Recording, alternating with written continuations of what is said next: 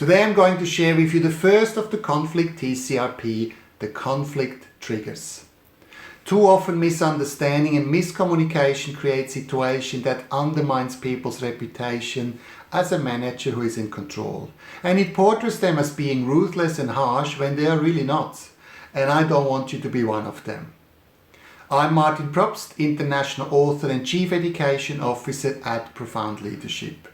And I've spent the last 20 years traveling the world studying the field of self-development and human potential. And I truly understand what it means to work in pressured environments and the importance to becoming the best at what you do. I have taught countless managers here in Australia and around the globe how to stay cool even during the most challenging situations. And my mission is to educate and empower you not only to accomplish tangible achievements, but also to increase your confidence and fulfillment. Now, you can't keep your cool when you have steam coming out of your ears. I want to show you how easy it can be to stay calm throughout challenging situations. Imagine what it would be like to stay in control 100% of the time and possibly impact all the people around you through your action and authentic leadership style. What would that mean not only for your reputation as a manager, but also for you as a role model for your children? Now, most people have their head in the sand when it comes to conflict situations. They don't know how to control their emotions at all. And then there are the confident, successful managers that invest in their leadership development. Now, in all times, conflicts were resolved by storming each other's castle. We use catapults, arrows, even boiling oil. Now, fortunately, we came a long way since then. But just like back then, emotions during conflict situations are still running high, and there are, unfortunately, many casualties. Now, thankfully, we now know that conflict can be defined as a difference of values, wants, needs, or expectations. Of course, to keep you cool during conflict, you need to know all of the conflict TCRPs. They are the triggers, the composure, the resolution, and the prevention. But here are the triggers for now. One of the main factors of conflict and stress are misunderstandings. And I'm sure we all agree that it is so easy to be misunderstood. Misunderstanding actually happen when we incorrectly interpret the situation in a very negative way. We need to understand that we all delete, distort and generalize information from about 2 million bits of information per second down to about 7 plus minus 2 chunks per second, which we, by the way, call our reality. So yes, perception equals reality, reality equals perception.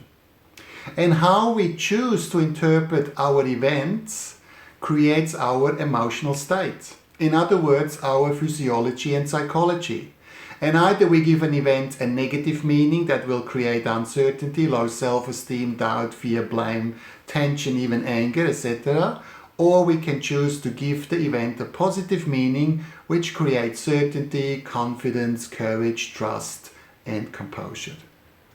And the emotional state then affects how we respond, in other words, our behaviors. And if you are in a negative state, it will certainly intensify the conflict.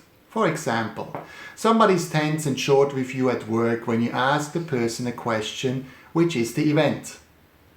You may choose to interpret this event and give it a meaning of, the person doesn't like me. What have I done wrong? Why does nobody appreciate me? Now, the delusion perhaps is that the person we ask is very busy and pressured by tight deadlines. The distortion is that we are questioning ourselves, although the situation has nothing to do with us. And nobody appreciates me is simply the generalization. So the meaning we give creates the state. The emotional state creates the behavior, and the behavior creates ultimately our results. So remember, as Anthony Robbins said beautifully, nothing in life has meaning except the meaning you give it. So from now on, choose wisely how you interpret your experiences in the world and therefore how you respond to it. Now, so far we have talked about the conflict triggers.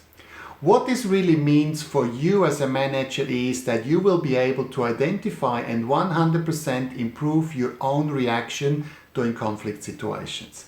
Imagine that for a second. A lot of people think, I'm too busy right now not to invest time in my leadership skills, because they think they need everything organized and lined up first. Once you get over this thought of I'm too busy right now, you will be able to progress so much faster than you ever thought possible. The big question is, what will improve your leadership skills do for you? And if you're watching this video, you fall into at least one of the three types of managers. First of all, you are maybe a manager who wants to stay in control of how they react to challenging situations 100% of the time. Or you are a manager who wants to be a confident leader, feeling comfortable talking to any stakeholders. Or you are a manager who wants to be a positive role model for those around them. Now, if you are a manager who has lost their cool way too many times in the past, that's totally fine. Because in this 4-part series, we will show you how easy it is to keep your cool 100% of the time. And the results will be instant and profound.